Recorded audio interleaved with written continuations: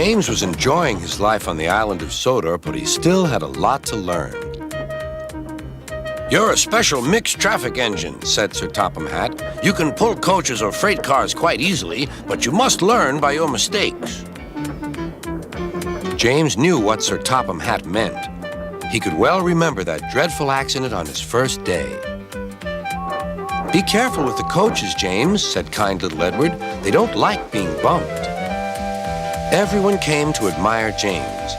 "I'm really a splendid engine," he thought, and suddenly let off steam. Whoosh! A shower of water fell on Sir Topham's nice new top hat. Just then the conductor blew his whistle, and James thought they had better go. Go on," he puffed to Edward. Don't push," replied Edward. The coaches were grumbling too. Don't go so fast. But James didn't listen.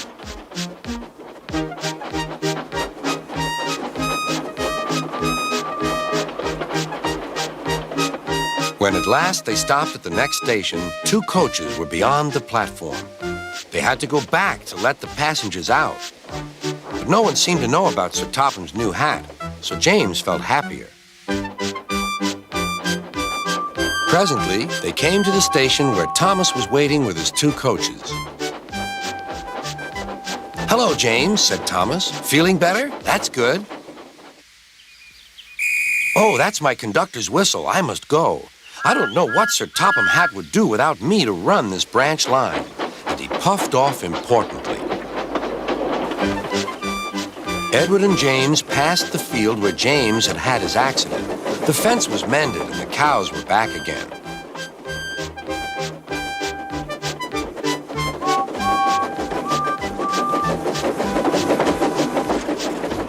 They ended their journey and rested before setting off for home.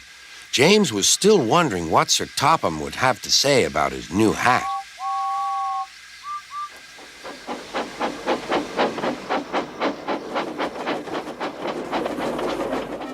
Next morning, he spoke severely to James.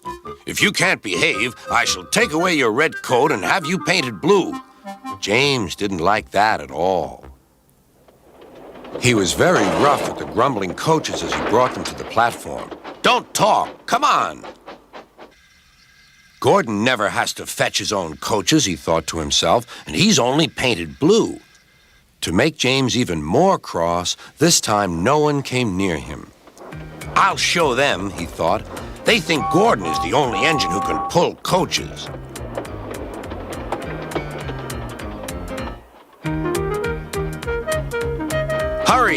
Hurry, puffed James. You're going too fast, replied the coaches. James laughed and tried to go faster, but the coaches wouldn't let him.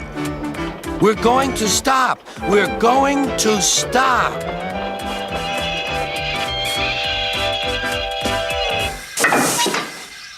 What's the matter? James asked his driver. The brakes are on. Leak in the pipe, most likely. You've banged the coaches enough to make a leak in anything.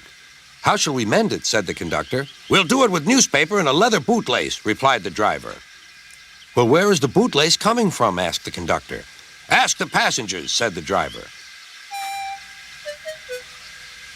You have a leather bootlace there, said the conductor to a smartly dressed man. Please give it to me.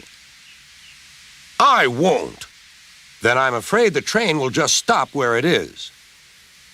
The passengers all said what a bad railway it was. Then they told the man how bad he was instead. Everyone was very cross. At last, he handed his laces over. The driver tied a pad of newspaper tightly round the hole in the brake pipe, and James was able to pull the train.